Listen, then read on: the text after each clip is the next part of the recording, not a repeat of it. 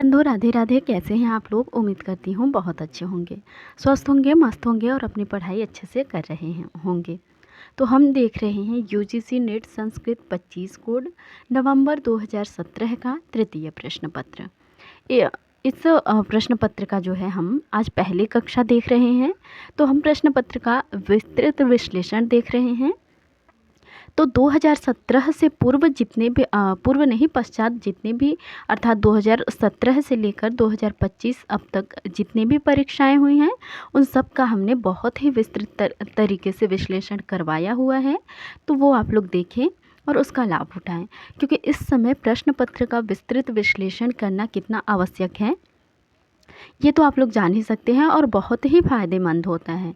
तो चलिए, यदि चैनल पर नए हैं तो चैनल को सब्सक्राइब कर ले। और हाँ, हमने प्लेलिस्ट बना दिया है, तो आप लोग प्लेलिस्ट में जाकर वीडियो ढूंढ कर देख सकते हैं ईयर वाइज किस प्रश्न पत्र का कैसे है। तो सारा हमने बहुत अच्छे से करवाया हुआ है, जाकर देखें और लाभ उठाएँ। चलिए शुरू करते हैं। मयासु अन्नमति यो विपश्यति इति कस्य ऋग्वेदीय सूक्तस्य अंशः। तो ये आपका ऋग्वेदीय किस सूक्त का अंश है? तो यह आपका मुख्य रूप से हमारा मयासु अन्नमति यो विपश्यति, यह वाक सूक्त का मंत्र है। यह मंत्र आपका जो है हमारा वाक सूक्त का है। वाक सूक्त आपका जो है ऋग्वेद के 10वें मंडल का 125 नंबर का सूक्त है और कुल इसमें 8 मंत्र हैं। ऋषि वागाम्भृणी है और देवता परमात्मा वाक हैं। छंद की बात करें तो दूसरे छंद में जगती और सब में त्रिष्टुप छंद है। तो ये जो हमारा मंत्र है ये वाक सूक्त का जो है चौथा मंत्र है। तो इसमें भी आपका त्रिष्टुप छंद ही होगा। तो पूरा मंत्र देख लेते हैं। पूरा मंत्र कुछ इस प्रकार से है कि मयासो अन्नमति यो विपश्यति यह प्राणीति य इम शृणोत्युक्तम अमंतवो माम त उपछयन्ति श्रुति श्रुतम सद्धिवम ते वदामि। अर्थात जो अन्न खाता है, जो देखता है, जो श्वास लेता है, जो इस कहे हुए को सुनता है, वह मेरे द्वारा मुझे न मानने वाले जो लोग हैं वे नष्ट हो जाते हैं। वे विद्वान सुनो, मैं तुम्हारे लिए विश्वसनीय बात कहती हूँ। ऐसा जो है कहा गया है इस मंत्र में।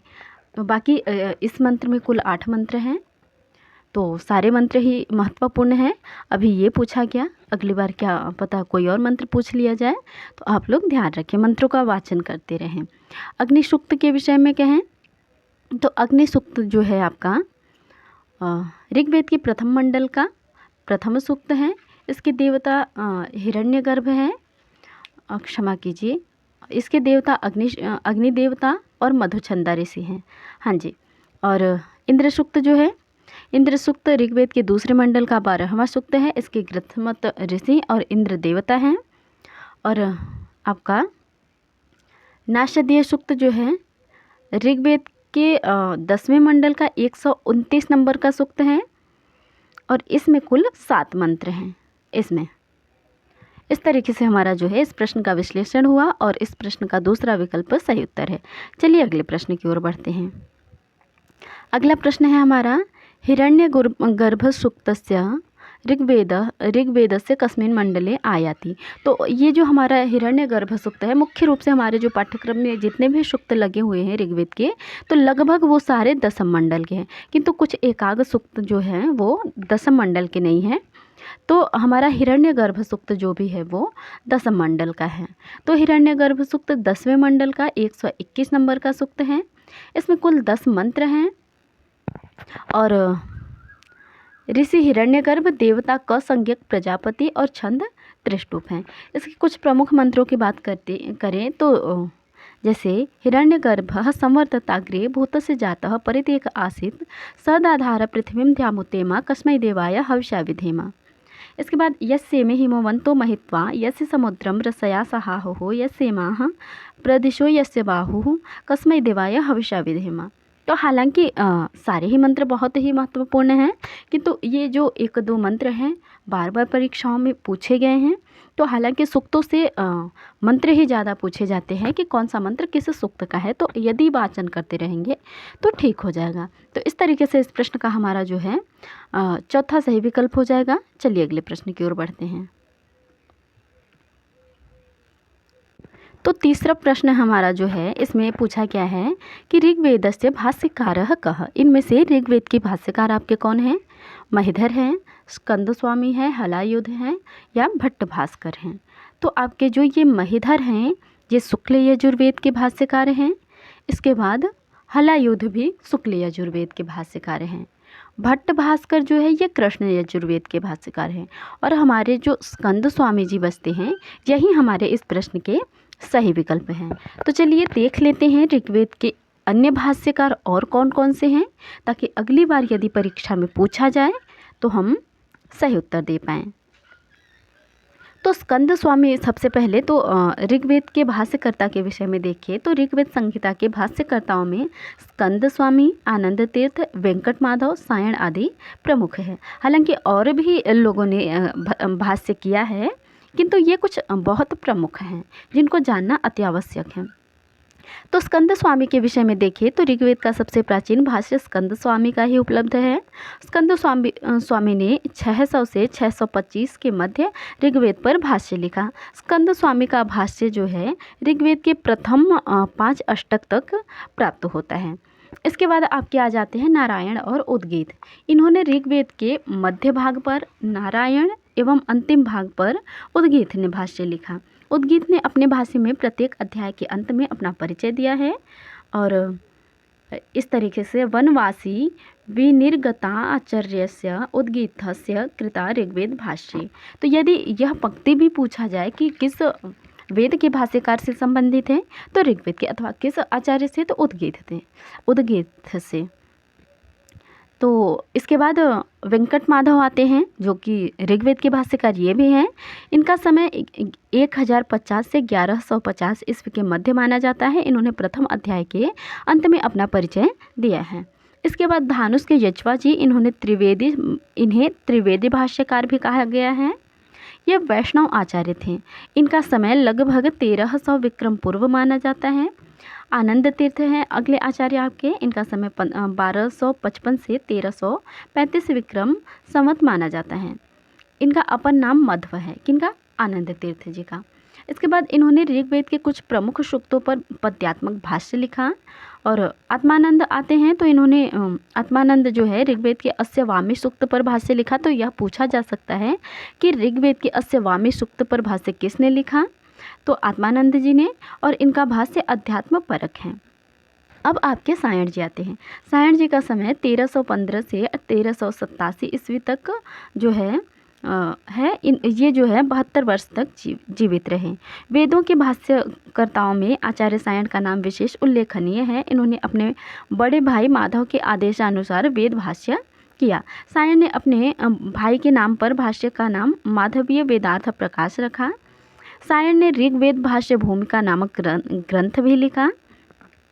तो ये तो हो गई आपकी जो है ऋग्वेद के भाष्यकार। और ऋग्वेद के जो है ये तो भाष्यकार हो गए। अब हम अन्य वेदों के भाष्यकार भी देख लेते हैं। जैसे कि यहाँ पर 3 विकल्प हैं अन्य, तो ये तीनों ही आपके जो है यजुर्वेद से संबंधित है, किंतु हम सामवेद और अथर्ववेद के भी भाष्यकारों को देख लेते हैं। तो आपके ऋग्वेद में कौन कौन थे? स्कंद स्वामी, नारायण, उद्गीत, वेंकट माधव, आनंद तीर्थ, आत्मानंद और सायण। इसके बाद शुक्ल यजुर्वेद की बात करें तो इसमें उव्वट, महिधर, हलायुध, सायण, अनंताचार्य, आनंद बोध, भट्टोपाध्याय, शौनक। इसके बाद कृष्ण यजुर्वेद की बात करें तो कुंडिन है आपके, और भवस्वामी, गुहदेव, छुर, भट्ट, भास्कर मिश्र, सायण। इसके बाद सामवेद में आपके जो है माधव, गुण विष्णु, भरत स्वामी, भास्कर मिश्र, सायण। और अथर्ववेद में जो है सायण ने संपूर्ण अथर्ववेद पर भाष्य लिखा। तो इस तरीके से इस प्रश्न का जो है विश्लेषण था और दूसरा विकल्प इस प्रश्न का सही उत्तर है। चलिए अगले प्रश्न की ओर बढ़ते हैं। अगला प्रश्न है हमारा चौथा प्रश्न है हमारा कि व्रात्यकांडम कस्मिन् वेदे प्राप्यते। तो व्रात्यकांड आपका जो है वो अथर्ववेद में प्राप्त होता है। तो अथर्ववेद के विषय में मुख्य रूप से देखिए तो अथर्ववेद ही एकमात्र ऐसा वेद है जो लौकिक और पारलौकिक दोनों दृष्टि से उपादेय है। अतएव ब्राह्मण ने क्षमा कीजिए, इसलिए सायण ने अथर्व भाष्य भूमिका में कहा है कि यह लौकिक और पारलौकिक दोनों फल देने वाला है, अन्य 3 वेद केवल पारलौकिक फल देते हैं। इसके बाद अथर्ववेद जो हमारा है एक प्रकार का विश्वकोश है। इसमें वेदकालीन सभ्यता, संस्कृति, ज्ञान और विज्ञान का संपूर्ण संग्रह है। अथर्ववेद में उस समय प्रचलित रीति रिवाज, प्रथाएं, मान्यताएं, कतिपय अंधविश्वास, रूढ़ियाँ, कृत्या प्रयोग, अभिचार, कर्म, सम्मोहन, वशीकरण, विविध मणियाँ, जादू टोना, अरिष्ट निवृत्ति, पाप मोचन, शकुन विचार इत्यादि जो है जड़ी बूटियों का विस्तृत उल्लेख किया गया है। तो व्रात्यकांड आपका अथर्ववेद से संबंधित है। अगला प्रश्न है हमारा 5 नंबर, सुनः सेप आख्यानम कुत्र प्राप्यते। तो सुनः सेप आख्यान आपका कहाँ प्राप्त होता है? ऐतरेय ब्राह्मण में। ऐतरेय ब्राह्मण के रचयिता आपके जो है महिदास ऐतरेय हैं। इसके रचयिता जो ऋषि हैं वो महिदास ऐतरेय हैं। ऐतरेय ऋषि के माता पिता जो हैं अर्थात महिदास जी जो हैं उनके माता पिता के नामों में कुछ मतभेद हैं। षडगुरु शिष्य ने ऐतरेय ब्राह्मण के भाष्य में उल्लेख किया है कि महिदास याज्ञवल्क्य नामक ब्राह्मण के पुत्र थे और उनकी द्वितीय भार्या इतरा उनकी माता थी। सायण ने भी यह प्रश्न पूछा गया है कि इतरा कौन थी, तो यह भी ध्यान रखा जाए कि इतरा उनकी माता थी। सायण ने भी महिदास की माता का नाम इतरा माना है। स्कंद पुराण के अनुसार महिदास हरित वंशज मांडुकी ऋषि के पुत्र थे। माता का नाम इतरा था। तो ये इतरा शब्द बार बार आ रहा है, अर्थात ये बहुत ही महत्वपूर्ण है। और ये जो हमारा सुनः सेप आख्यान है ये ऐतरेय ब्राह्मण से संबंधित है। ऐतरेय ब्राह्मण आपका ऋग्वेद का ब्राह्मण है। इसके बाद तैत्तिरीय ब्राह्मण जो है आपका यजुर्वेद का, यजुर्वेद में कृष्ण यजुर्वेद का ब्राह्मण है। और सतपथ ब्राह्मण आपका शुक्ल यजुर्वेद का ब्राह्मण है। और तांड्य ब्राह्मण आपका जो है वो सामवेद का ब्राह्मण है। तो अगला प्रश्न है हमारा, इस प्रश्न का पहला विकल्प तो हमारा पहला है। अगला प्रश्न है हमारा इसमें से, वेदस्य नासिका स्थानीयम अंग किम अस्ति। तो नासिका स्थानीयम अंग जो है यहाँ पर इनमें से वेद का कौन सा अंग है? शिक्षा है, ज्योतिष है, निरुक्त है, व्याकरण है अथवा क्या है? तो चलिए देखते हैं। तो हमारा पाणिनीय शिक्षा में जो है इन 6 वेदांगों का जो है चर्चा करा गया है। वेद पुरुष के 6 अंग हैं। 6 अंगों के रूप में वर्णन है, जैसे छंद वेद पुरुष के पैर हैं, कल्प हाथ हैं, ज्योतिष नेत्र हैं, निरुक्त कान हैं, शिक्षा नाक है और व्याकरण आपका मुख है। इस तरीके से मिलता है कि छंदः पादौ तु वेदस्य हस्तौ कल्पोऽथ पठ्यते ज्योतिषामयनं चक्षुर्निरुक्तं श्रोत्रमुच्यते शिक्षाघ्राणं तु वेदस्य मुखं व्याकरणं स्मृतम्। तो इस तरीके से आपका पाणिनीय शिक्षा में यह श्लोक प्राप्त होता है।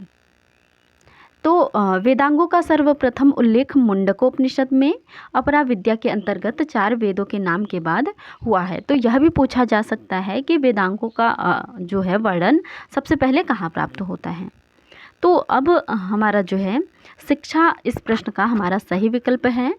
तो उसके विषय में देखें पहले, सबसे पहले तो शिक्षा का अर्थ वर्णोच्चारण की शिक्षा देना। सायण ने ऋग्वेद भाष्य भूमिका में शिक्षा का अर्थ दिया है जिसमें स्वर वर्ण आदि के उच्चारण की शिक्षा दी जाती है, उसे शिक्षा कहते हैं। स्वर वर्ण आदि उच्चारण प्रकारों यत्र शिक्ष्यते उपदिश्यते सा शिक्षा, ऐसा उन्होंने कहा है। तो हमारा जो है नासिका स्थानीय जो है उच्चारण से ही संबंधित है, इसलिए यह शिक्षा नामक वेदांग से संबंधित है। तो अगला प्रश्न क्षमा कीजिए, शिक्षा के विषय में और देखें तो जो है तैत्तिरीय उपनिषद में शिक्षा के 6 अंगों का उल्लेख है। कौन कौन से हैं वो? तो वर्ण, स्वर, मात्रा, बल, साम, संतान, ये आपके 6 शिक्षा के अंग हैं। शिक्षा आपका जो है वेदांग 6 वेदांगों के अंतर्गत आता है और शिक्षा नामक वेदांग के अंतर्गत 6 आपके अंग हैं इसके। और जैसे वर्ण के विषय में देखें तो वेदों में 52 वर्ण ध्वनियाँ प्राप्त होते हैं। स्वर 13 स्पर्श क से लेकर म तथा ल और ल इत्यादि ये जो हैं कुछ इस तरीके से हैं। इसके बाद स्वर मात्रा बल साम संतान इत्यादि। तो अब हम हमारे विकल्प में ज्योतिष और निरुक्त और व्याकरण भी है, तो इनके विषय में भी हम थोड़ा सा देख लेते हैं। तो ज्योतिष के विषय में क्या कहा गया है, कहा गया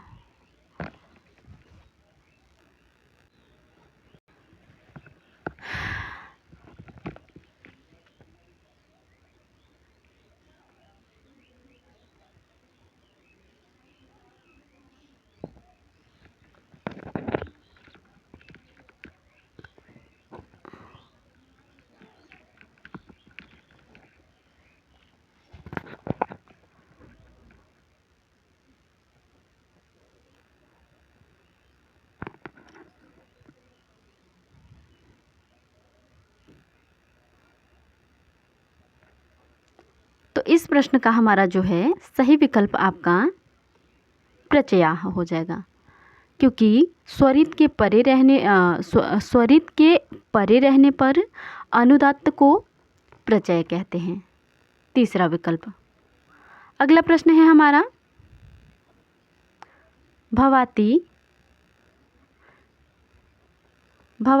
इति कस्मिन् लकारे रूपम अस्ति। तो भवाति हमारा जो है लेट लकार जो कि वेद में प्रयुक्त होता है वहाँ का रूप है।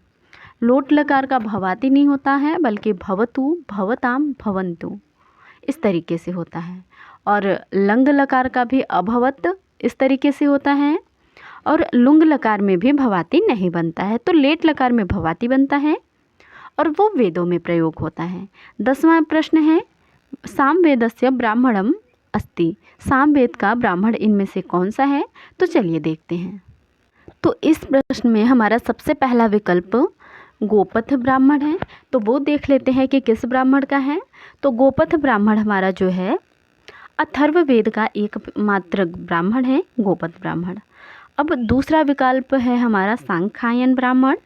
तो सांख्यायन ब्राह्मण हमारा जो है वो ऋग्वेद का ब्राह्मण है। ऋग्वेद में ऐतरेय ब्राह्मण और सांख्यायन ब्राह्मण जिसको कौशिक की ब्राह्मण भी कहते हैं। तो ये 2 विकल्प तो आपके होंगे नहीं, क्योंकि ये ऋग्वेद का हो गया और ये अथर्ववेद का।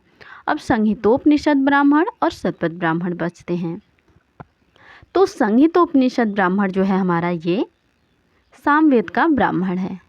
हाँ जी, ये आपका सामवेद का ब्राह्मण है। अच्छा, तो सामवेद के ब्राह्मण और कौन कौन से हैं ये भी देख ले, क्योंकि सबसे अधिक ब्राह्मण आपके सामवेद के ही प्राप्त होते हैं। तो प्रौढ़ ब्राह्मण जिसको पंचविंश ब्राह्मण या महाब्राह्मण या तांडे ब्राह्मण भी कहते हैं। उसके बाद षड्विंश ब्राह्मण, सामविधान ब्राह्मण, आर्षीय ब्राह्मण, देवताध्याय ब्राह्मण, उपनिषद ब्राह्मण या मंत्र ब्राह्मण या छांदोग्य ब्राह्मण। इसके बाद संहितोपनिषद ब्राह्मण जो कि हमारे प्रश्न में पूछा गया है। उसके बाद है वंश ब्राह्मण और जैमिनीय ब्राह्मण। ये इतने आपके जो है ब्राह्मण ग्रंथ किसके हैं, सामवेद के हैं। अब बचे हमारे यजुर्वेद के, क्योंकि हमने ऋग्वेद, अथर्ववेद और सामवेद तो देख लिया यजुर्वेद के विषय में। तो ये जो हमारा चौथा विकल्प है ये यजुर्वेद का है। शतपथ ब्राह्मण आपका यजुर्वेद का है। यजुर्वेद के 2 शाखाएं हैं, शुक्ल यजुर्वेद और कृष्ण यजुर्वेद। तो शुक्ल यजुर्वेद में शतपथ ब्राह्मण नाम से 2 ब्राह्मण ग्रंथ मिलते हैं, एक काण्व शाखा पर और एक माध्यन्दिन शाखा पर। इसके बाद कृष्ण यजुर्वेद में केवल तैत्तिरीय ब्राह्मण आपका मिलता है। तो इस तरीके से हमने जो है इस कक्षा में 10 प्रश्नों को जो है बहुत ही विस्तृत तरीके से देखा। उम्मीद करती हूँ आप लोगों को बहुत पसंद आई होगी। तो यदि चैनल पर नए हैं तो सब्सक्राइब कर लें, वीडियो को लाइक करें, अच्छे अच्छे कमेंट करें। चलिए, धन्यवाद।